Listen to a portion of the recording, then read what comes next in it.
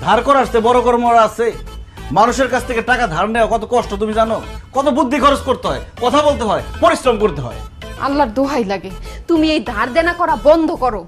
এডি বাদ দিয়া তুমি নিজে কোনো কর্ম করার চেষ্টা করো।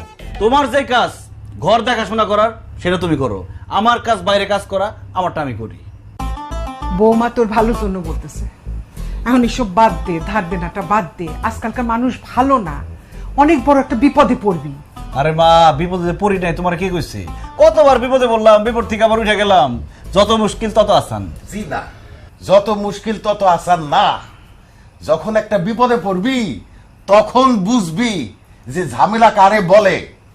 এইসব বাদ দে, মানুষের থেকে খামাখা ধার দেনা করস কেন?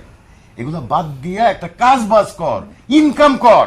আব্বা, মুরগি যেমন ডিম পাড়া ছাড়া থাকতে পারে না, আমিও ধার করা ছাড়া থাকতে পারব না।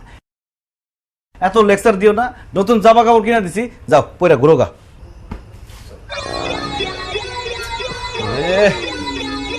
লাগে বারবার খালি ফোন দিতেছে। বুঝি না, সারাদিন তোমার ফোন দেয় কি? কে আবার? আমাকে চেয়ারম্যানের পোলা রুস্তম। কেন সে ফোন দিব কেন? আচ্ছা, একটা লেনদেন। আচ্ছা, তুমি একটা কাজ করো তো, তুমি আমার একটা গামলার একটা চাবি এনে দাও।